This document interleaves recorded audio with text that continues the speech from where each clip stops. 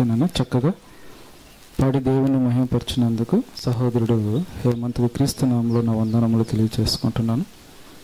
అలాగే ఇంకొక పాట పాడవలసిందిగా కోరుతూ మన మధ్యలో ఉన్నటువంటి మరి అక్కగారైన శైలజ గారు వచ్చి ఒక పాట పాడి దేవుని మహిమపరచవలసిందిగా మరి సమయాన్ని అప్పగిస్తూ ఉన్నాను.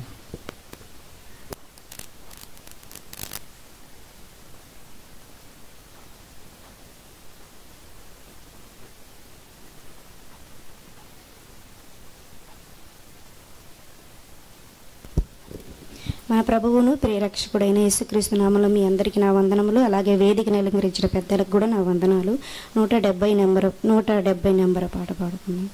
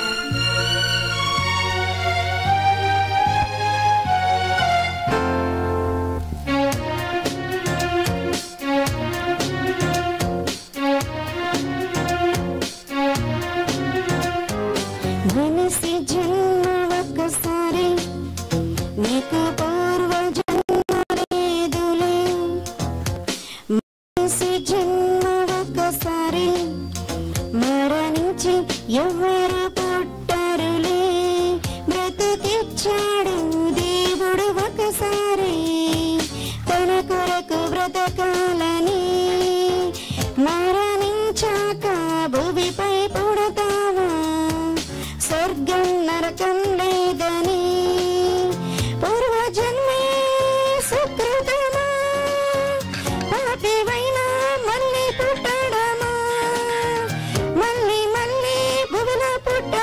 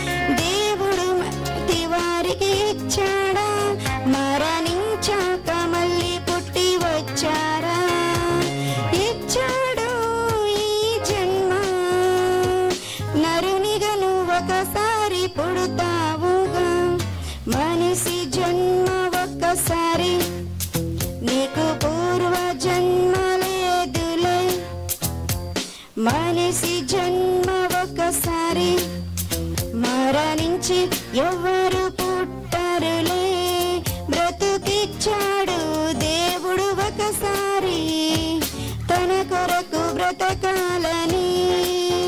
మరణించాక భూమిపై పుడతావా, స్వర్గం నరకం లేదని. పూర్వజన్మే సుకృతమా, పాపివైనా మళ్ళీ పుట్టడమా, మళ్ళీ మళ్ళీ భూమిలో పుట్టడమా, మళ్ళీ పుట్టి ప్రేమను దక్కించడమా. మనిషి జన్మ ఒక్కసారి, నీకు పూర్వ జన్మ లేదులే. మనిషి జన్మ ఒక్కసారి, మరణించి ఎవ్వరు పుట్టరులే.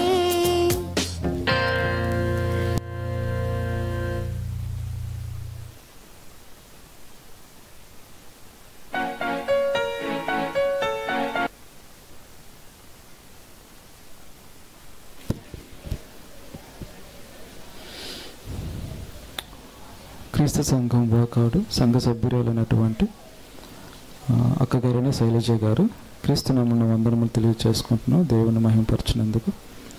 అలాగే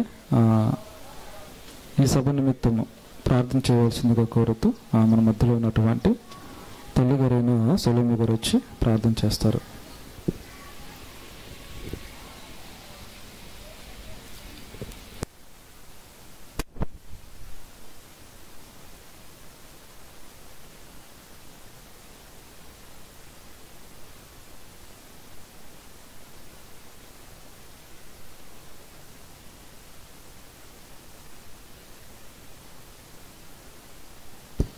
క్రీస్తు నామంలో మీకు అందరికీ వందనాలు. అలాగే పౌలు గారికి వందనాలు, అలాగే అమ్మగారికి కూడా వందనాలు.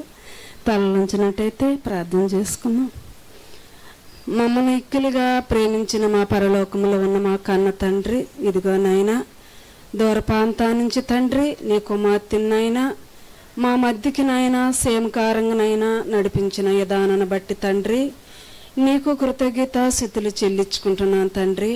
ఇదిగోనైనా నీ ఇగో కుటుంబాలకు 4 కుటుంబాలకు నాయనా తండ్రి నీ కుమార్తె నాయనా ఏమైతే నాయనా వర్తమానం తండ్రి నీ కుమార్తె ద్వారా వివరించబోతున్నావో తండ్రి నాయనా తండ్రి దేవా, మరి నాయనా మా హృదయంలో నాయనా భద్రపరుచుకునే దానికి తండ్రి బుద్ధి జ్ఞానం తండ్రి మాకు అనుగ్రహించమని తండ్రి నిన్ను ప్రాధాయపడుకుంటున్నాం తండ్రి దేవా. ఇదిగోనైనా మరి శైలజ తండ్రి ఏమంతు తలే తండ్రి ఈ 4 కుటుంబాలు తండ్రి నాయనా ఈ యొక్క మంచి కార్యక్రమాన్ని తండ్రి జరిపించినందుకు నాయనా, ప్రజలకు నీ మాటలు వినిపించినందుకు నాయనా నీకు కృతజ్ఞత స్తుతులు చెల్లించుకుంటున్నాను తండ్రి. ఈ కుటుంబాలు నాయనా మంచి మేలు కుటుంబాలు నాయనా చేసేదానికి తండ్రి ఈ పిల్లల్ని ఏర్పరుచుకున్న విధానాన్ని బట్టి తండ్రి నీకు కృతజ్ఞత స్తుతులు చెల్లించుకుంటున్నావు నాయనా.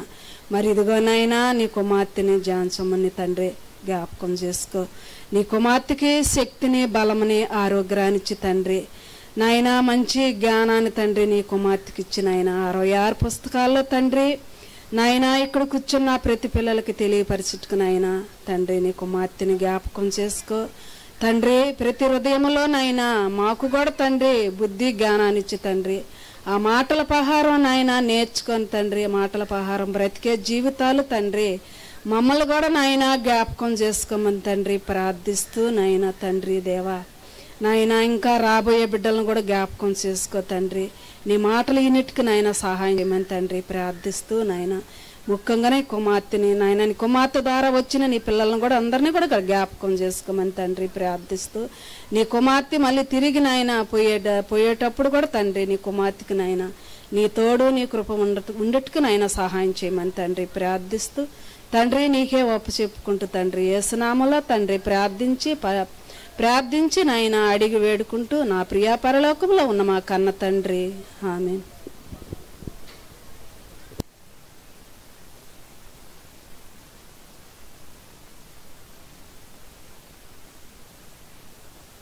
ఈ కార్యక్రమం నిమిత్తము ప్రార్థించినటువంటి తల్లి గారికి క్రీస్తునామమున వందనములు తెలియజేసుకుంటున్నాను. మరి అలాగే మరొక పాట పాడవలసిందిగా కోరుతూ మన మధ్యలో ఉన్నటువంటి అన్నయ్య సుబ్రహ్మణ్యం గారు వచ్చి ఒక పాట పాడవలసిందిగా మరి సమయాన్ని అప్పగిస్తూ ఉన్నాను.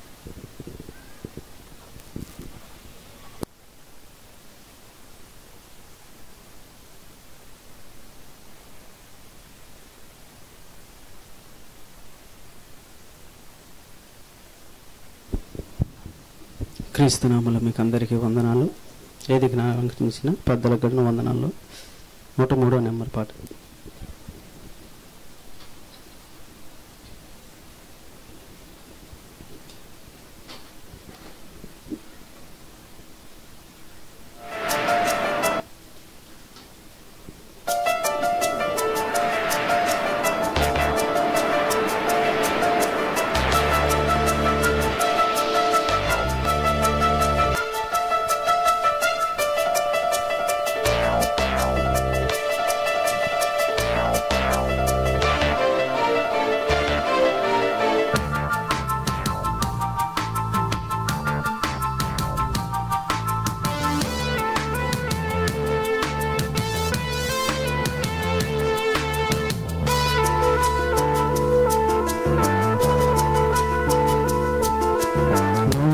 కుటుంబమే వాడలోకి చేరింది, ఆ దేవుని కుటుంబమే నీటిలోనే మునిగిపోయింది.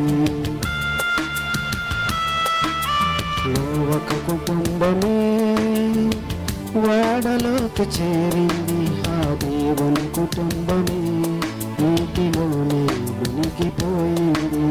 జంతువులే పక్షులే జీవరాశులే చేరిపోయాయి. ఈ మనిషిని ఎంత పిలిచినా వారు రారని తెలిసిపోయింది. ఈ లోకమే మాకు చాలని, పరలోకమే మాకు వద్దంటే ఎవ్వరికి ఇవ్వాలి పరలోకం? తన పిల్లలు కాదంటే అది నరకం. ఎవ్వరికి ఇవ్వాలి పరలోకం? తన పిల్లలు రారంటే అది నరకం. ఉదయంలో నొచ్చుకున్నాడు అప్పుడే, తన పిల్లలు రారని తెలిసిపోయింది అప్పుడే. హృదయంలో నొచ్చుకున్నాడు అప్పుడే, తన పిల్లలు రారని తెలిసిపోయింది అప్పుడే. నోవకు కుటుంబమే వాడలోకి చేరింది, ఆ దేవుని కుటుంబమే నీటిలోనే మునిగిపోయింది.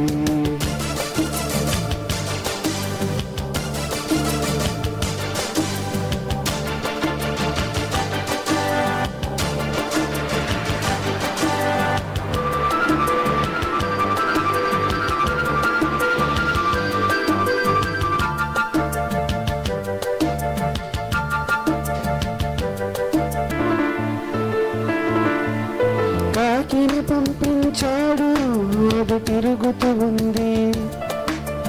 పావురమును పంపించాడు, అది తిరగొచ్చింది.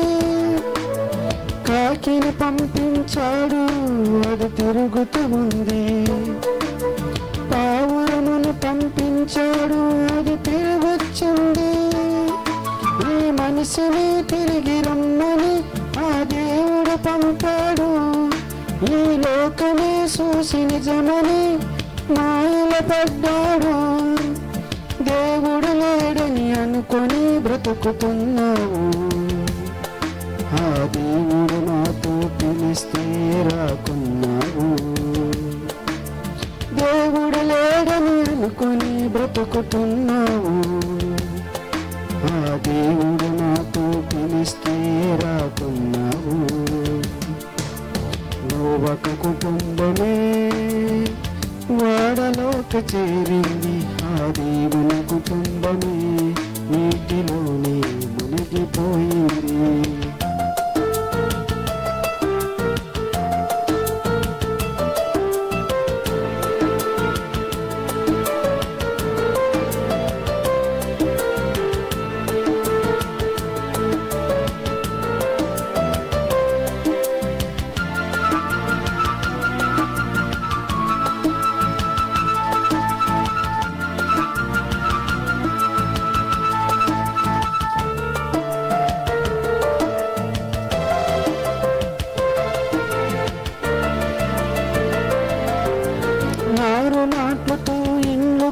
కట్టుకొని ఉంటున్నావు. పెళ్లి చేసుకొని పెంచాలని అని అంటున్నావు. నారు నాట్లతో ఇండ్లు కట్టుకొని ఉంటున్నావు. పెళ్లి చేసుకొని పెంచాలని అని అంటున్నావు. రమ్మని అతను పిలిస్తే నువ్వు కాదంటున్నావు.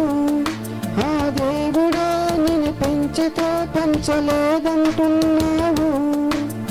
పోతుదారిలా అతని మాట వినుకున్నావు.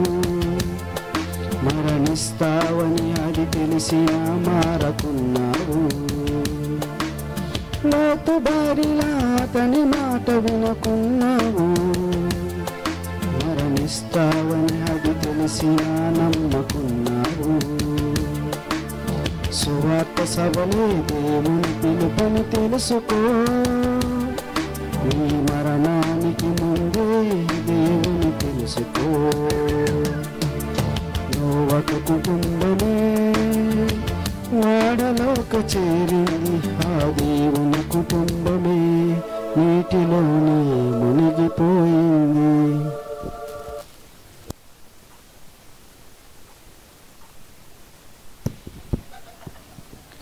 చాలా చక్కగా పాడి దేవుని మహిమపరిచిన అన్నయ్య గారికి క్రీస్తు నామములో నా వందనములు తెలియజేసుకుంటున్నారు.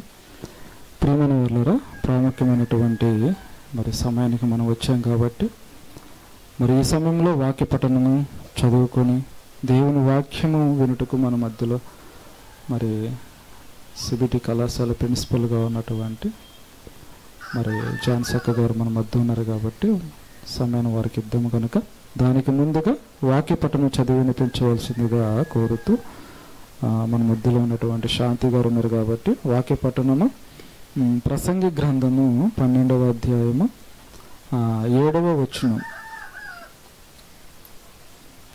మరి వాక్య పఠనం చదివి వినిపించి అలాగే ప్రార్థన కూడా చేయవలసిందిగా వాక్యం నిమిత్తము సమయాన్ని అప్పగిస్తూ ఉన్నాను.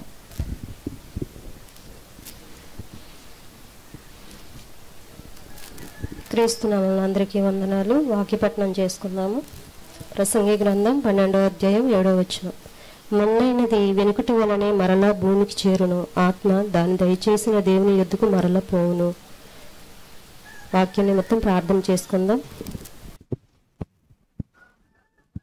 పరలోకమందున్న మా కన్న తండ్రి, గడిచిన దినమంతయు తండ్రి మమ్మల్ని అందరినీ కాచి సంరక్షించి సజీవులుగా ఉంచి ఈ దినమున మేమందరం ఒక చోటన కూడుకుని నీ మాటలను వినే భాగ్యం మాకందరికీ కలిగించినందుకు మీకు కృతజ్ఞతాస్తులు చెల్లించుకుంటున్నాం తండ్రి. ఇదిగో తండ్రి, ఈ సమయమందు నీ కుమార్తె మా ఆత్మీయ అక్కగారు జాన్స్ అక్కగారు నీ వాక్యాన్ని చెప్పడానికి సిద్ధపడుతుండగా సంయోచితమైన జ్ఞానాన్ని నీ కుమార్తెకి అనుగ్రహించండి తండ్రి. అలాగే కూర్చొని వినడానికి సిద్ధపడుతున్న నీ కుమారులందరికీ కూడా వినగల చెవులను గ్రహించగల మనసులను మాకందరికీ దయచేయమని కోరుకుంటున్నాం తండ్రి.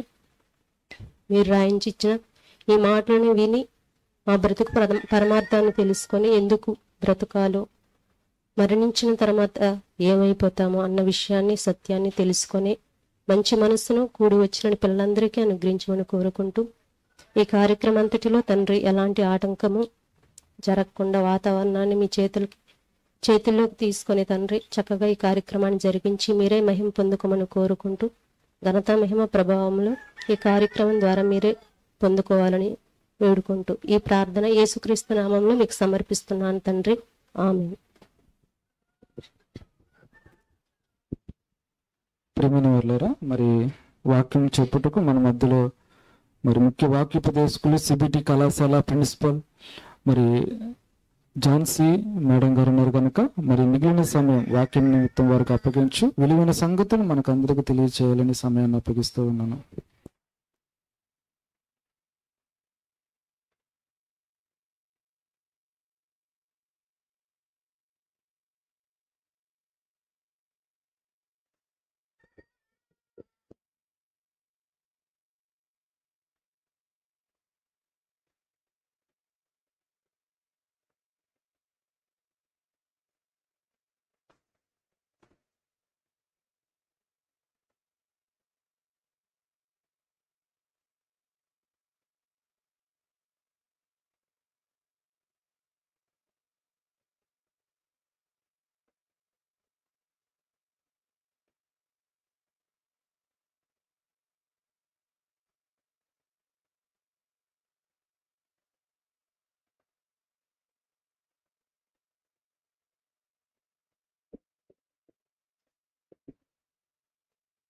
వాకాడు క్రీస్తు సంఘం వారు మరి నిర్వహించినటువంటి కానూరు వారి యొక్క కుటుంబంలో మరి వారి సోదరిమణి మన వారి మధ్యలో లేరు, వారు నిద్రించి ఉన్నారు. వారిని జ్ఞాపకం చేసుకుంటూ కుటుంబం అంతా కూడా ఆదరణ కలగాలని ఆదరణ కూడికను ఈరోజు ఏర్పాటు చేయడం జరిగింది. వాతావరణం ప్రతికూల పరిస్థితిలో ఉన్నప్పటికీ దేవుని మాటలను వినడానికి ఎంతో ఆశ. మీ అందరికీ కూడా క్రీస్తు వారి నామంలో నా వందనాలు తెలియజేసుకుంటున్నాను. అందరూ తల్ల వంచి కళ్ళు మూసుకున్నట్లయితే ప్రార్థించుకుందాం.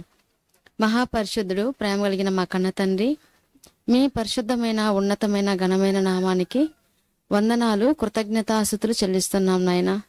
మీ పిల్లలుగా మేమందరం కూడుకొని మీ మాటల్లోని కొన్ని మాటల తండ్రి ధ్యానించబోతుండగా చెప్పనైనా నాకు సమయోచితమైన ఆలోచనను, జ్ఞానమును, జ్ఞాపక శక్తిని దయచేయము. వింటున్న మీ పిల్లలందరికీ అర్థమయ్యే రీతిలో చెప్పగలటకు సామర్థ్యత మీరు నాకు ప్రసాదించమని కోరుకుంటూ ఈ ప్రార్థన మా ప్రభువును ప్రియ రక్షకుడు యేసుక్రీస్తు వారి నామంలో ప్రార్థించి అడిగి వేడుకొంచున్నాం తండ్రి, ఆమెన్. మరోసారి మరి కానూరు కామేశ్వరి గారు వారి యొక్క కుటుంబం అంతటి కూడా మరి కానూరు సుబ్బయ్య అన్న గారు కానివ్వండి, హేమంత్ గారు కానివ్వండి, ఇంకా సుబ్రహ్మణ్యం అన్న కానివ్వండి, హేమాద్రి అన్న కానివ్వండి, అంటే ఈ 4 కుటుంబాలకి ఆదరణ కలిగించే మాటలు ఈరోజు వినిపింపచేయాలని క్రీస్తు సంఘం వాకాడలో ఉన్నటువంటి మరి పిల్లలందరూ ఉన్నటువంటి కుటుంబాలన్నీ కూడా కలిసి ఈరోజు ఒక చక్కటి కార్యక్రమాన్ని ఏర్పాటు చేసుకోవడం చాలా సంతోషకరమైన అనొచ్చు. ఈరోజు ఒక అద్భుతమైనటువంటి అంశాన్ని మనం ఆలోచిద్దాం. అందుకంటే ముందుగా నాకు ఇంతటి అవకాశాన్ని కల్పించి ప్రయాణాల్లో క్షేమకరంగా ఉండి నన్ను మీ మధ్యకి నడిపించినటువంటి కన్నతండ్రి దేవునికి మొదటిగా కృతజ్ఞతాస్తుతులు చెల్లిస్తున్నాం. అదేవిధంగా వేదిక పైన ఉన్నటువంటి దైవజనులు, స్థానికంగా దేవుని సేవను జరిగిస్తున్నటువంటి పౌలన్న గారికి, వారి కుటుంబానికి, కూడి వచ్చిన కుటుంబాలందరికీ కూడా క్రీస్తు వారి నామంలో మరోసారి నా వందనాలు తెలియజేసుకుంటున్నాను. ఈరోజు మనం నేర్చుకొని పోయే ఒక అంశం మరణం ఒక హెచ్చరిక. ఈరోజు మరణం అని అనగానే చాలామంది మరణం అనే మాట మాట్లాడొద్దండి, ఆ మాట ఎత్తొద్దు అని ఇలా మాట్లాడుతుంటారు. ఎవరైనా పొరపాటును కూడా ఇదిగో మరి నువ్వు చనిపోతావరా అని అన్నా అమ్మ ఆ మాట మాత్రం మాట్లాడొద్దు అంటారు. ఇంతకీ మనం మరణం గురించి నేర్చుకోవాలా అన్నప్పుడు ఖచ్చితంగా మనం నేర్చుకోవాలండి. భూమి మీదకి వచ్చినటువంటి ప్రతి మనిషి, భూమి మీదకి పుట్టుకొస్తున్న ప్రతి మనిషికి కూడా మరణం అన్నటువంటిది తథ్యం. భూమి మీదకి వచ్చినటువంటి ప్రతి మనిషి ఒకరోజు మరణించవలసినది. ఇందులో చిన్న పెద్ద, యవ్వనస్తులు, ముసలివాళ్ళు అలా తేడా లేదు. దేవుడు ఏ రోజు పిలిస్తే ఆ రోజు వెళ్ళిపోవలసిన వారమే. మనం అందరం భూమి మీదకి వచ్చాం. వచ్చిన మనం అందరం కూడా ఒకరోజు వెళ్ళిపోవాలి. ఈ వెళ్ళిపోయే ముందు మనం ఎవరి కొరకు జీవించాలి?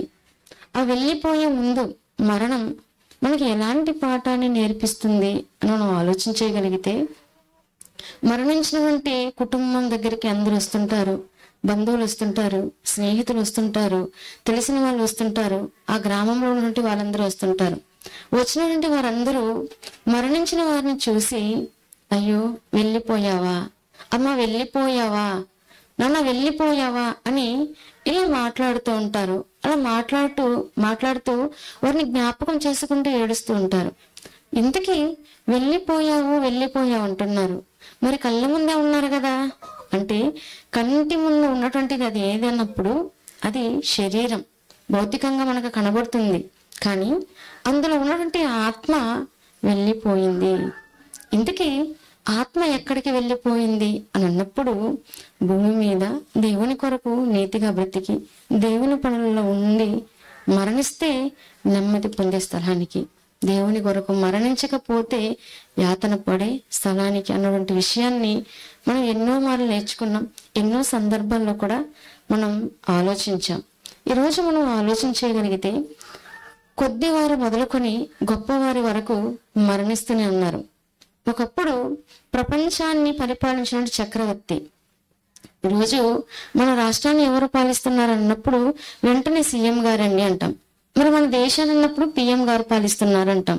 అంటే మన రాష్ట్రానికి ఒక ముఖ్యమంత్రి గారు పరిపాలన చేస్తుంటే, మన దేశానికి ఒక ప్రధానమంత్రి గారు పరిపాలిస్తుంటే, ఇలా కొన్ని దేశాలు, అన్ని దేశాలను పాలించినటువంటి ఒక చక్రవర్తి ఉన్నారు. ఆయన ఎవరన్నప్పుడు అలెగ్జాండర్ ది గ్రేట్. మరి ఆయన మరణించారన్నప్పుడు ఆయన కూడా మరణించారు. ఈయన ఎన్ని దేశాలని పాలించినప్పుడు ప్రపంచాన్ని పరిపాలించారు. ప్రపంచాన్ని పరిపాలించినటువంటి ఒక చక్రవర్తి, ప్రపంచాన్ని పాలించినటువంటి ఒక రాజు.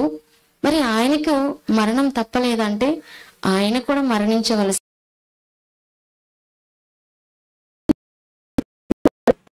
తప్పదు. పుట్టిన ప్రతి ఒక్కరు కూడా మరణించక తప్పదు. అది ఏ రోజు అన్నది మనకు తెలియదు. ఒకరు ముందు వెళ్తాం, మరొకరు వెనక అన్నటువంటిది ఉంటుందన్నమాట, మరణించడం. కానీ అలా మరణించినటువంటి ఆ చక్రవర్తి ఎలా మరణించారు అని మనం ఆలోచన చేయగలిగితే, ఒక చిన్న దోమ అండి.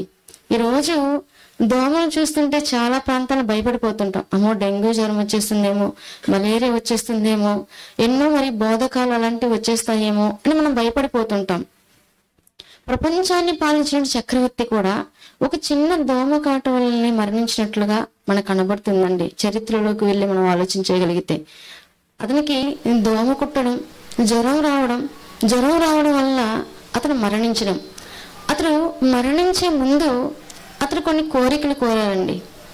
మన వాళ్ళు కూడా మరణించే ముందు కొన్ని కోరికలు కోరుతుంటారు. ఎలాంటి కోరికలు అన్నప్పుడు, మా పిల్లల్ని చూడాలి అని తల్లిదండ్రులుగా ఉన్నటువంటి వాళ్ళు, బంధువులను చూడాలని, లేదంటే పలానా ఆహారాన్ని తినాలని, పలానా వాళ్ళని పిలిపించండి అని, పలానా వాళ్ళతో పలానా మాట నేను చెప్పాలని ఇలా మాట్లాడుతుంటారు. ఇక్కడ అలెగ్జాండర్ గారు కూడా ఒక కోరిక కోరారండి. ఏంటిది ఆ కోరిక అన్నప్పుడు, అతనికి ఉన్నటువంటి సంపద అంతా కూడా ఖర్చు పెట్టారు. అతను ఎన్నో వైద్యాలు చేయించుకున్నప్పటికీ తన ప్రాణాన్ని ఇక దక్కించుకోలేము అని ఆలోచన చేశాడు. అలా ఆలోచన చేసి, ఇదిగో నేను మరణించి వెళ్ళిపోతున్నాను, అలా నేను మరణించిన తర్వాత ఇదిగో నన్ను మోయాలంటే ఎవరు మోయాలంటే వైద్యులు, డాక్టర్లే మోయాలి నా శవాన్ని. నేను మరణించిన తర్వాత నా శవాన్ని డాక్టర్లు మోసుకుంటూ వెళ్ళాలి అని ఒక కండిషన్ పెట్టారు. ఎందుకు డాక్టర్లే మోసుకొని వెళ్ళాలి అని అన్నప్పుడు, ఇదిగో ఈ డాక్టర్ల చేతిలో ఏమీ లేదు, డాక్టర్లను దేవుడుగా అంటారు కదా, మరి వీళ్ళు ఎవరు కూడా నా ప్రాణాన్ని కాపాడలేకపోయారు అన్నటువంటి వాస్తవం ఈ ప్రజలు గ్రహించాలి అని ఒక ఆలోచనతో ఆ మాట చెప్పడం జరిగింది. ఇక రెండవదిగా ఏం చేయాలన్నప్పుడు, నేను సంపాదించాను కదా సంపాదన, నేను కూడబెట్టాను కదా డబ్బులు, ఇవన్నిటిని కూడా రోడ్డు మీద పరచాలి, రోడ్డు మీద చల్లాలి. ఈరోజు మనం ఆలోచించినప్పుడు ఎవరినైనా మరి శవాన్ని తీసుకుని వెళ్తున్నప్పుడు డబ్బులు చల్లుతూ ఉంటారు. అదే పనిగా చిల్లర్లు మార్చుకొని వచ్చి మరి చల్లుతుంటారు. ఎందుకు అన్నప్పుడు, ఇదిగో భూమి మీదకి వచ్చినట్టు నేను ఏమి తీసుకుని రాలేదు, వెళ్ళేటప్పుడు ఏది కూడా నేను తీసుకొని పోవడం లేదు అని తెలియపరచడం కొరకు. ఇది మనకి తెలియదు, అర్థం కాక ఏదో అందరూ చల్లుతున్నారు, మనం చల్లాలి అని చల్లుతుంటారు. అంటే అతను సంపాదించిన ఏ సంపాదనను కూడా నేను తీసుకొని వెళ్ళడం లేదు అని అతను జ్ఞాపకం చేస్తూ ఆ మాటలను ప్రతి ఒక్కరు కూడా తెలుసుకోవాలి అని ఆ రీతిగా చేయడం జరిగింది. ఇక మూడవది మనం ఆలోచన చేయగలిగితే, అతన్ని తీసుకొని వెళ్తుంటే ఆ సమాధి, ఆ బాక్స్, ఆ శరీరం ఉన్నటువంటి ఆ శవాన్ని మోస్తుంటే ఆ బాక్స్ భూమి మీద నుంచి చక్కగా నిలవబెట్టాలి. ఎందుకు అన్నప్పుడు, చక్కగా ఎందుకు మోస్తూ వెళ్ళాలన్నప్పుడు, ఇదిగో నేను ఏది కూడా తీసుకుని వెళ్ళడం లేదు, నా చేతులు ఖాళీగానే ఉన్నాయి, నా చేతులతో నేను ఏమి కూడా పట్టుకోవడం లేదు అన్నటువంటి విషయాన్ని ప్రజలందరూ కూడా తెలుసుకోవాలి అని ఈ మూడిటిని కోరికగా కోరడం జరిగింది. ఆ తర్వాత ఆయన మరణించిన తర్వాత కూడా ఆ కోరికను నెరవేర్చిన వారిగా కనబడుతున్నారు. మనం ఆలోచన చేయగలిగితే, భూమి మీద వస్తున్నట్టే మనం పుట్టుకొస్తున్నాం, తండ్రుల గర్భాలు దాటుకుంటూ మనం అందరం భూమి మీదకి వస్తున్నామంటే మనం అందరం కూడా ఎందుకు భూమి మీదకి వచ్చాం, భూమి మీదకి వచ్చిన తర్వాత మనం ఎవరి కొరకు జీవించాలి, మరణించిన తర్వాత మనకి ఎలాంటి బ్రతుకుంది అన్నటువంటి విషయాన్ని ప్రతి ఒక్కరు కూడా మనం ఆలోచించాలండి. మరణించిన తర్వాత మనం భూస్థాపిత కార్యక్రమం అని శ్మశాన వాటికలోని తీసుకొని వెళ్ళి ఏదైతే మరణించిన వారి శవం ఉందో ఆ శవాన్ని పూడుస్తుంటాం కదా. ఇలాంటి కార్యక్రమం ప్రారంభంలో బైబిల్లో మనకి ఎక్కడన్నా కనబడుతుందా అని మనం ఆలోచన చేయగలిగితే ఆదికాండము 23వ అధ్యాయంలో ఉంటుందండి. అంతకంటే ముందుగా ఒకసారి ప్రసంగి గ్రంథంలో ఒక మాటను చూసుకొని ముందుకు వెళ్దాం. ప్రసంగి గ్రంథము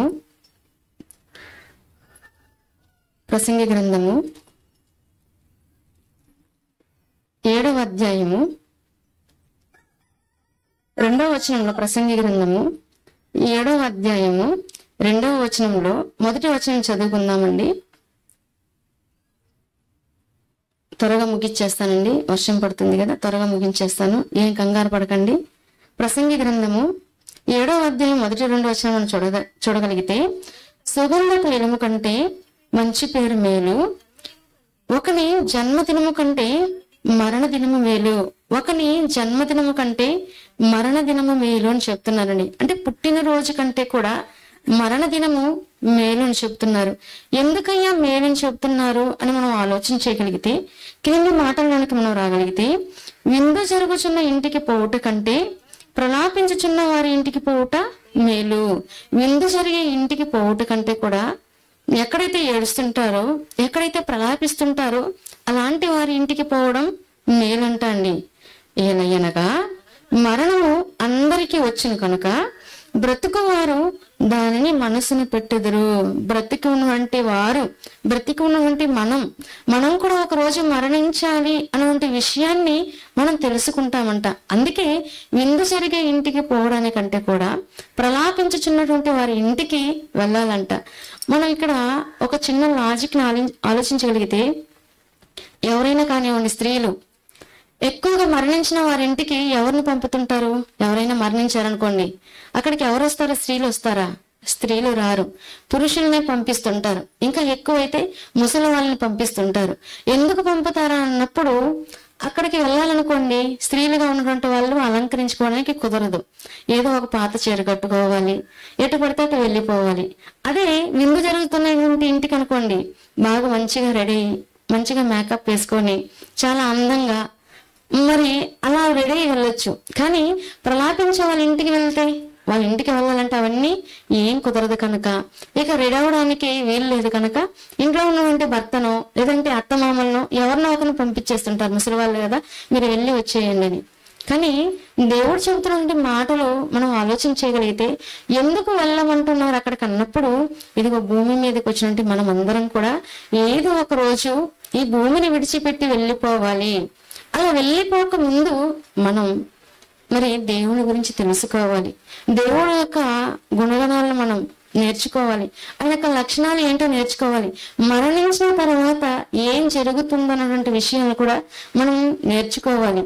చనిపోయినటువంటి వ్యక్తి దగ్గరికి వచ్చి, అమ్మా వెళ్ళిపోయావా అని ఏడుస్తుంటారు. ఇంతకీ ఎక్కడికి వెళ్ళిపోయారు అంటే అక్కడ లేరు, ఉన్నది మరి ఎవరన్నప్పుడు శవం. వెళ్ళిపోయారు అన్నటువంటి విషయం అయితే ఒకటి అర్థమవుతుంది, కానీ ఎక్కడికి వెళ్ళిపోతున్నారు అన్నటువంటి విషయం మాత్రం ఎవరికి తెలియడం లేదు. ఇక ఇందాక మనం చదువుకున్నటువంటి మాటల్లోని ప్రసంగి గ్రంథం 12వ అధ్యాయం 7వ వచనంలో బైబిల్ పట్టణంలో చదువుకున్నట్లుగా, ప్రసంగి గ్రంథం 12వ అధ్యాయం 7వ వచనంలో, మన్నైనది వెనుకటి వలనే మరలా భూమికి చేరును, ఆత్మ దాన్ని దయచేసిన దేవుని యొద్దకు మరలా పోవును. ఆత్మ ఎక్కడికి వెళ్ళిపోతుందంటే దాన్ని దయచేసిన దేవుని దగ్గరికి వెళ్ళిపోతుందంటండి. ఆ దేవుని దగ్గరికి వెళ్ళిపోవాలంటే భూమి మీద ఉన్నప్పుడే ప్రతి ఒక్కరు కూడా ఆ దేవుని గురించి తెలుసుకోవాలి. ఆ దేవుని గురించి మాటలు చెబుతున్నప్పుడు ఆ మాటలు వినాలి, విని నేర్చుకోవాలి. విని నేర్చుకోవడమే కాకుండా ఇదిగో విన్న మాటల పట్ల విశ్వాసం ఉంచాలి. క్రీస్తును గూర్చి మరి వినాలి. విన్న తర్వాత రక్షణను పొందాలి. రక్షణ ఎప్పుడు వస్తుందన్నప్పుడు ఇదిగో ఏ మాటలైతే చెప్పబడుతున్నారో, క్రీస్తుని గురించి ఏ మాటలైతే ప్రకటింపబడుతున్నాయో ఆ ప్రకటింపబడుతున్న మాటలు విన్నప్పుడు, విని విశ్వసించినప్పుడు రక్షణ పొందడం జరుగుతుంది. బాప్తిసం తీసుకోవడం జరుగుతుంది. బాప్తిసం పొందితే చాలండి అని అనుకుంటే మరలా పొరపాటండి. బాప్తిసం తీసుకున్న తర్వాత సంఘంలో జరుగుతున్న కార్యక్రమాల్లో కలుసుకోవాలి, సంఘంలో జరుగుతున్న ఆరాధనలో కలుసుకోవాలి, ప్రభు వలలో పాలు పొందుకోవాలి. జరుగుతున్న ప్రతి ఒక్క కార్యక్రమాల్లో సంఘంలో ప్రతి ఒక్కరు కూడా తమ వంతు తాము కష్టపడాలి. అలా దేవుని పని చేయాలి. దేవుని పనిలో ఉండి మరణిస్తే, మరణించిన తర్వాత మనం దేవుడు అంటే మహాలోకాన్ని మనం చేరుకోగలం. మరి భూమి మీద మనం బ్రతికున్నప్పుడు ఎలా జీవిస్తున్నాము అనే విషయాలను మనం ఆలోచించాలండి. ఇంతకీ నేను నిజంగా దేవుని కొరకు జీవిస్తున్నానా, లేదంటే దేవునికి కాకుండా దేవునికి అయిష్టంగా నేను జీవిస్తున్నానా అని ప్రతి ఒక్కరూ ఆలోచించవలసిన వారంగా ఉంటున్నాం. మరణించిన తర్వాత మరి భూస్థాపిత కార్యక్రమం చేశారు అన్నటువంటి మాటలు బైబిల్లో ఉందని మనం చెప్పాం కదండి. ఆ మాటలు కూడా ఒకసారి మనం చూడగలిగితే, విశ్వాసులకు తండ్రి అయినటి అబ్రహాము గారు తన భార్య అయినటి శారా గారు మరణించిన తర్వాత, ఆమె మృతి పొందిన తర్వాత ఆమెను పాతి పెట్టినట్లుగా మనకు కనబడుతుందండి. ఈరోజు మనకి శ్మశాన వాటికలు కనబడతాయి కదా. శ్మశాన వాటికలు అంటే మనం మరణించిన తర్వాత మనల్ని పాతి పెట్టడానికి స్థలం కావాలండి అని మనం ఎంతో మంది పోరాడుతుంటారు, ఆ స్థలాలు లేక. ఆ రోజు అబ్రహాము గారు, విశ్వాసులకు తండ్రి నుండి అబ్రహాము గారు తన భార్య నుండి శారమ్మ గారు మరణించినప్పుడు మరి ఆమె కొరకు కూడా ఒక పొలాన్ని కొన్నట్లుగా, స్థలాన్ని కొన్నట్లుగా బైబిల్లో దేవుడు ఏం చక్క రాయించారండి. ఆ మాటలు మనం చూడగలిగితే ఆదికాండము 23వ అధ్యాయము మొదటి నుంచి మనం చూడగలిగితే, ఆదికాండము 23వ అధ్యాయము మొదటి నుంచి చూడగలిగితే, శారా జీవించిన కాలము అనగా శారా బ్రతికిన ఏండ్లు 127. శారా కనాను దేశమందుని హెబ్రోను అను కిర్యతర్బాలో మృతి పొందును. అప్పుడు అబ్రహాము శారా నిమిత్తము అంగలార్చుటకును ఆమె ఊర్చి ఏడ్చుటకును వచ్చును. తర్వాత అబ్రహాము మృతి పొందిన తన భార్య ఎదుటి నుండి లేచి హేతు కుమారుని చూచి, మీ మధ్య నేను పరదేశినిగాను పరవాసినిగాను ఉన్నాను. ఇక్కడ శారమ్మ గారు మరణించారు. మరణించిన తర్వాత ఆమె ముందు కూర్చొని ఎంతగానో దుఃఖించారు, బాధపడ్డారు, ఏడ్చారు. అలా ఏడ్చి అలసిపోయింటే అబ్రహాము గారు సరే ఇక పాతి పెట్టాలి అని అనుకున్నారండి. శారమ్మ గారిని తీసుకొని పాతి పెట్టాలనుకున్నారు. అలా పాతి పెట్టాలని అనుకుని ఎందుకు అనుకున్నారు అని అన్నప్పుడు, పదే వారు చేసినటువంటి భూమి మీద బ్రతికున్నప్పుడు ఆమె చేసినట్టు కార్యక్రమాలు కానివ్వండి, ఆమె చేసినటువంటి మంచి కానివ్వండి, ఆమె కుటుంబానికి చేసినట్టు మేలులు కానివ్వండి, అతనితో కలిసి జీవించిన ఆ జీవితం కానివ్వండి, అది పదే గుర్తుకొస్తున్నాయి. అలా గుర్తుకొస్తున్నప్పుడు ఇదిగో మరి ఆ గుర్తుకు రాకుండా ఉండాలంటే ఏం చేయాలన్నప్పుడు పాతి పెట్టాలి. పాతి పెట్టినప్పుడు సమాధిలో అంటే కంటికి కనబడతారంటే కంటికి కనబడరు. మన కొద్ది రోజుల తర్వాత ఏమవుతారంటే మరిచిపోతాం. చనిపోయిన తర్వాత మరి వారం రోజులు, 10 రోజులు, నెల, కొన్ని సంవత్సరాలు మనం బాధపడతాం. అయ్యో మన మధ్యలో పలానా వాళ్ళు లేరు అని. ఆ తర్వాత ఆటోమేటిక్ గా మనం మర్చిపోతాం. అలా మర్చిపోవాలంటే ఏం చేయాలన్నప్పుడు మనకి ఎదురుగా ఉండకూడదు, మన కళ్ళ ముందు ఉండకూడదు. అలా కళ్ళ ముందు నుండి తన భార్యను పాతి పెట్టుటకు స్థలం కావాలి అని హేతు కుమారులను అబ్రహాము గారు అడిగినట్లుగా కనబడుతుందండి. అక్కడ మనం చూడగలిగితే, మీ మధ్యన నేను పరదేశిగాను పరవాసిగాను ఉన్నాను. మృతి పొందిన నా భార్య నా కన్నుల ఎదుట ఉండకుండా ఆమెను పాతి పెట్టుటకు మీ తావును నాకు ఒక శ్మశాన భూమి స్వాస్థ్యంగా ఇయ్యరని అడిగారండి. అప్పుడు హేతుకుమారు చెప్తున్నారు, ఏంటి మరి ఈ దేశమంతా మీరే కదా, ఈ దేశంలో మీరు ఎలా ఉన్నారంటే మీరు మహారాజుగా ఉన్నారు. ఈ దేశంలో మహారాజుగా ఉంటే మీకు మీ భార్యను పాతి పెట్టడానికి స్థలం కావాలా? అది ఎంత మాట అండి. మరి మీదే కదా ఇవంతా, ఈ స్థలం అంతా మీదే కదా, మీకు ఇష్టం వచ్చిన చోట మీరు ఆమె కొరకు మరి సమాధిని ఏర్పాటు చేసుకోవచ్చు అని వారు అక్కడ మాట్లాడుతున్నట్టుగా కనబడుతుందండి. దేవుడు అబ్రహాం గారికి దేనినిచ్చారన్నప్పుడు ఒక దేశాన్ని ఇచ్చినట్లుగా ఉందండి. మరి ఆయన ఆ రోజు తన భార్య నుండి శారమ్మ గారును అక్కడ పాతి పెట్టినట్లుగా కనబడుతుంది. ఈ రోజు కూడా మనం మరణించినటువంటి వారిని ఏం చేస్తామంటే వీలైనంత వరకు పాతి పెడతాం, లేదంటే మరి కట్టెల మీద పెట్టి కాల్చేస్తుంటామండి. ఈ రోజు మరి సహోదరులు ఒక చక్కటి ఆలోచన కలిగి, ఇదిగో మా మధ్య మా సోదరిమణి లేరు, ఆమె మరణించారు, ఆమెను జ్ఞాపకం చేసుకుంటూ కుటుంబం అంతా కూడా దేవుని మాటల ద్వారా ఆదరణ పొందాలి, దేవుని కార్యక్రమం మా కుటుంబం ద్వారా జరగాలని ఒక చక్కటి ఆలోచన కలిగి చక్కటి నిర్ణయం తీసుకుని ఈ కార్యక్రమాన్ని ఏర్పాటు చేయడం జరిగిందండి. ఇంతకీ మనిషి జీవితం ఏ పాటిది అని మనం ఆలోచన చేయగలిగితే, ఒకసారి యాకోబు పత్రిక 4వ అధ్యాయం 14వ వచనంలో ఒక మాటను మనం చూడగలిగితే, యాకోబు పత్రిక 4వ అధ్యాయము 14వ వచనంలో, రేపు ఏమి సంభవించినో మీకు తెలియదు, మీ జీవం ఏ పాటిది, మీరు కొంతసేపు కనబడి అంతలో మాయమైపోవు ఆవిరి వంటి వారే. రేపు ఏమి సంభవిస్తుందో మీకు తెలియదు అంటున్నాండి. రేపు ఏమి జరుగుతుందో అన్నటువంటి విషయము మనకు తెలియదంట. మనం ఎప్పటి వారం అన్నప్పుడు మనం రేపటి వారము కాము, మనం నిన్నటి వారమే. నిన్న అన్నటువంటి రోజు మన జీవితంలో ఉంది, కానీ రేపు అన్నటువంటిది మన జీవితంలో లేదు.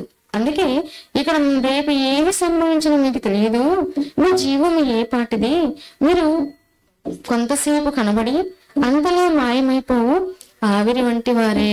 ఏంటండి, కొంతసేపు కనబడి అంతలో మాయమైపోయి ఆవిరి వంటి వారం అంట. మనం ఆవిరి గురించి మనం ఆలోచించామనుకోండి, మన ఇంటిలో వంట వండుతున్నప్పుడు అన్నం మీద ఒక మూత పెడతాం, అలా బియ్యం ఉడుకుతున్నప్పుడు ఆవిరి వస్తుంది కదా, ఆ ప్లేట్ తీయగానే ఆ ఆవిరి ఏమైపోతుందంటే కంటికి మనకు కనబడదు. ఒక్క క్షణంలోనే అది మన కంటికి కనబడకుండా అయిపోతుంది. మన జీవితం భూమి మీద మనకి దేవుడి చుంటే ఆయుష్కాలం కూడా ఎలా ఉందంటే ఆవిరి లాంటి జీవితం అంటున్నారండి. మన జీవితం మనం ఎప్పుడు ముగిసిపోతామో మనకి తెలియదు. ఆవిరి వంటి జీవితంలో ఉన్నటువంటి మనల గురించి దేవుడు ఎంతో చక్కగా రాయించడం జరిగిందండి. ఇక మరో మాటను మనం చూడగలిగితే, పేతురు గారు రాసినటువంటి, ఇది యాకోబు గారు చెబుతుంటే మాటలను, పేతురు గారు రాసినటువంటి మొదటి పత్రిక 1వ అధ్యాయము, పేతురు గారు రాసినటువంటి మొదటి పత్రిక 1వ అధ్యాయము 24వ వచనంలో మన జీవితం గురించి పేతురు గారు మాట్లాడుతూ, సర్వ శరీరులు గడ్డిని పోలినవారు, వారి అందమంతయు గడ్డి పువ్వు వలె ఉన్నది, గడ్డి ఎండును దాని పువ్వును రాలును, అయితే ప్రభు వాక్యము ఎల్లప్పుడూ నుండును. ఇదిగోండి మన జీవితం. సర్వ శరీరులు, ఈ శరీరాన్ని ధరించుకుని ప్రతి ఒక్కరు కూడా ఎలాంటి వారు అని అన్నప్పుడు గడ్డిని పోలిన వారు. ఆ గడ్డి వారి అందం అంతా కూడా ఎలా ఉంటుందంటే, గడ్డి పువ్వు వస్తుంది కదండి, ఉదయం అవ్వగానే గడ్డిలో పువ్వు కనబడుతుంది. ఎండ వచ్చింది అనుకోండి, ఎండ వచ్చేసరికి ఆ ఎండకి అది ఏమైపోతుందంటే వాడిపోయి రాలిపోతుంది. ఎంతవరకు ఆ గడ్డి పువ్వు నిలుస్తుంది అన్నప్పుడు ఎండ వచ్చేంత వరకే. మన జీవితం కూడా గడ్డి పువ్వు లాంటిదే జీవితం అంటున్నారండి. మన జీవితం ఆవిరి లాంటి జీవితం అంటున్నారు. మన జీవితం ఆవిరిని పోల్చి చెబుతున్నారు. మన జీవితాన్ని గడ్డి పువ్వు లాంటి జీవితం అంటున్నారు. ఇంతకీ మనం కొన్ని అనుభవాలు అనుభవించామండి. కరోనా 2019, 20 ఆ మధ్య కాలంలో మరి ఎంతో మంది మన కళ్ళ ముందు ఉన్నటువంటి వాళ్ళే, మన కుటుంబీకులే, మన రక్త సంబంధికులే ఎంతో మంది మరణించినట్లుగా మనం చూసామండి. మరి అలాంటి వారి జాబితాలో మనం ఎవరూ లేకుండా మనల్ని నిలవబెట్టారు దేవుడు అని అన్నప్పుడు, ఆవిరి వంటి జీవితం నుండి మనలను, గడ్డి పువ్వు లాంటి జీవితం కలిగిన మనలను మరి ఇన్ని రోజులు కాపాడుతూ వచ్చారంటే ఎందుకొరకు అని మనం ఆలోచన చేయగలిగితే, దేవుని పని ఉంది కనుకనే మనలో దేవుడు ప్రాణాన్ని పెట్టినట్లుగా కనబడుతుందండి. ఈ రోజు మనం అందరం ఆరోగ్యవంతులుగా మనం కూర్చోన్నాం, ఆరోగ్యవంతులుగా మనం కనబడగలుగుతున్నాం. ఈ రోజు మనం చక్కగా మాట్లాడగలుగుతున్నాం, చక్కగా నిలవబడగలుగుతున్నాం, చక్కగా మరి ఇంట్లో ఉన్నటువంటి పనులన్నీ చేసుకోగలుగుతున్నామంటే ఇదిగో మన తల్లిదండ్రులు మనకి ఆయుష్ని ఇవ్వలేదండి. ఇస్తున్నది ఎవరన్నప్పుడు దేవుడు మాత్రమే మనకి ఆరోగ్యాన్ని ఇస్తున్నారు, దేవుడు మాత్రమే మనకి ఆయుష్కాలాన్ని ఇస్తున్నారండి. ఒకసారి మరో మాటను మనం చూడగలిగితే, కొరింథీయులకు రాసినటువంటి 2వ పత్రిక 5వ అధ్యాయము 1వ వచనంలో, కొరింథీయులకు రాసినటువంటి 2వ పత్రిక 5వ అధ్యాయము 1వ వచనాన్ని మనం చూడగలిగితే, భూమి మీద మన గుడారమైన ఈ నివాసము శిథిలమైపోయినను చేతి పని కాక దేవుని చేత కట్టబడినదియు నిత్యమైనదియునైన నివాసము పరలోకమందు మనకున్నదని ఎరుగుదుము. భూమి మీద మన గుడారమైన ఈ నివాసము ఇది ఏమైపోతుందంట, మనము భూమి మీద ఈ గుడారం ఈ శరీరంలో మనం నివసిస్తున్నాం. ఒక రోజుకి ఈ శరీరం ఏమైపోతుంది అన్నప్పుడు మట్టిలో పెట్టిన తర్వాత శిథిలం అయిపోతుంది. మట్టిలో పెట్టిన తర్వాత మరలా ఏమైపోతుంది అన్నప్పుడు మಣ್ಣైపోతుంది. అయినప్పటికీ భూమి మీద మన గుడారమైన ఈ నివాసం శిథిలమైపోయినను చేతి పని కాక దేవుని చేత కట్టబడినదియు నిత్యమైన నివాసము పరలోకమందు మనకు ఉన్నదని ఎరుగుదుము. పరలోకమందు మనందరి కొరకు ఒక నిత్య నివాసం ఉందంటండి. ఆ నిత్య నివాసం వెళ్ళాలంటే ఈ శరీరాలతో మనం వెళ్తామంటే ఈ శరీరాలతో మనం వెళ్ళాం. ఎలా వెళ్తాం అన్నప్పుడు అక్షయ శరీరాన్ని ధరించుకొని మనం అందరం కూడా పరలోకానికి వెళ్తాం. మరి అక్షయ శరీరాన్ని ధరించుకోవాలంటే ఏం చేయాలన్నప్పుడు ఆత్మలుగా ఈ శరీరంలో ఉన్నప్పుడే దేవుని కొరకు ఆలోచించాలి. దేవుడు ఎవరో తెలుసుకోవాలి. నిజమైన సత్యవంతుడైన దేవుణ్ణి మనం గుర్తెరగాలి. గుర్తెరిగిన తర్వాత ఇదిగో మనం ఏం చేయాలన్నప్పుడు బాప్తీసం తీసుకోవాలి. బాప్తీసం తీసుకున్న తర్వాత ప్రతి ఒక్క కార్యక్రమాలు సంఘ కార్యక్రమాల్లో కలుసుకోవాలి. సంఘంతో కలిసి పని చేయాలి. అలా పని చేసి నిద్రించిన తర్వాత మనం ఏం చేస్తామంటే అక్షయ శరీరాన్ని మనం ధరించుకుంటాం. అలా ధరించుకొని ఒకనొక సందర్భంలో యేసుక్రీస్తు వారి రెండవ రాకడలో మనం అందరం కూడా ఎత్తబడతాం. మనందరికీ ఉన్నటువంటి నిరీక్షణ అదే కదండి. మరణించిన తర్వాత మనం అందరం కూడా మరో లోకాన్ని సంపాదించుకుంటాం. ఆ లోకాన్ని సంపాదించుకోవడం కరెక్ట్ కదా. భూమి మీద మనం అందరం ఇదిగో ఈ దేవుని పనులు వర్షంలో కూడా మీరు కూర్చొని వెళ్ళగలుగుతున్నారంటే, వర్షంలో కూడా ఎవరు కూడా లేకుండా ఇక్కడే నిశ్చింతగా కూర్చొని దేవుని మాటలు వినగలుగుతున్నారంటే ఇదిగో మరణించిన తర్వాత మనందరికీ కూడా మరో బ్రతుకు ఉంది అని గుర్తెరిగారు కనుకనే ఇదిగో కుటుంబాలుగా మీరందరూ కూడుకొని ఇక్కడ కూర్చొని దేవుని మాటలు మీరందరూ వింటున్నారండి. చివరిగా ఇదే అధ్యాయంలోనే 9-10 వచనాలు మనం చూడగలిగితే, కావున దేహమందు ఉన్నను దేహమును విడిచినను ఆయనకి ఇష్టమై ఉండవాలని మిగులు అపేక్షించుచున్నాము. ఇదిగో మనం దేహంలో ఉన్న దేహాన్ని విడిచిపెట్టిన ఎవరికి ఇష్టలుగా ఉండాలంటే ఇదిగోండి మా అమ్మకి ఇష్టం వచ్చినట్లుగా నేను ఉంటాను, మా నాన్నకి ఇష్టం వచ్చినట్లుగా నేను ఉంటాను అంటే కుదరదండి. ఎవరికి ఇష్టమైనటువంటి వారిగా ఉండాలన్నప్పుడు దేవునికి ఇష్టమైనటువంటి వారిగా దేవుని పిల్లలుగా మనం అందరం ఉండాలండి. కావున దేహమందు ఉన్నను దేహమును విడిచినను ఆయనకి ఇష్టమై ఉండవాలని మిగులు అపేక్షించుచున్నాను అని చెబుతూ, ఎందుకనగా తాను జరిగించిన క్రియల చొప్పున అవి మంచివైనా సరే చెడ్డమైనా సరే దేహముతో జరిగిన వాటి ఫలమును ప్రతి వాడను పొందినట్లు మనమందరం క్రీస్తు న్యాయపీఠం ఎదుట ప్రత్యక్షము కావాలను. మనం అందరం కూడా క్రీస్తు రెండవ రాకడలో క్రీస్తు న్యాయపీఠం ఎదుట మనం ఏమవ్వాలంటే ప్రత్యక్షం కావాలి. అప్పటి వరకు మనం అందరం భూమి మీద ఈ దేహాలతో ఆత్మలుగా ఉన్నటువంటి మనం అందరం కూడా ఎలా ఉండాలన్నప్పుడు దేవుని పనిలో ఉండాలి. ఈ రోజు వాకాడలో ఉండే క్రీస్తు సంఘం ఎంతగానో దేవుని పనులు ఉన్నతంగా జరిగిస్తూ కొద్ది కుటుంబాలు అయినప్పటికీ దేవుని పక్షాన మీరు నిలబడ్డారంటే చాలా గొప్ప అండి. అందుకే దేవుని మాటలు ప్రతికూల పరిస్థితుల్లో కూడా మీరందరూ నేర్చుకుంటూ ఇక కుటుంబానికి ఆదరణ కలిగే మాటలు నేర్చుకోవాలని చక్కటి ఆలోచన కలిగి మీరందరూ ముందుకు రావడం చాలా గొప్ప అండి. ఈరోజు మనం ఆలోచన చేయగలిగితే ఒక గొంగళి పురుగు ఉంది. ఆ గొంగళి పురుగు మరి అంతకంటే ముందు ఒక చిన్న గుడ్డుతో ప్రారంభమవుతుంది. గుడ్డుగా ఉన్నటువంటిది చిన్న చిన్న పురుగులుగా ప్రారంభమవుతాయి. పురుగు కొంచెం పెద్దదైన తర్వాత గొంగళి పురుగుగా మారుతుంది. గొంగళి పురుగు మరి ఎలా ఉంటుంది? చూడడానికి చాలా అందంగా ఉంటుంది కదా? లేదండి, చూడడానికి చాలా వికారంగా ఉంటుంది. దాన్ని చూస్తేనే మనకి మన ఒంటిలో ఉన్న రోమాలన్నీ కూడా నిక్కపొడుచుకుంటుంటాయి.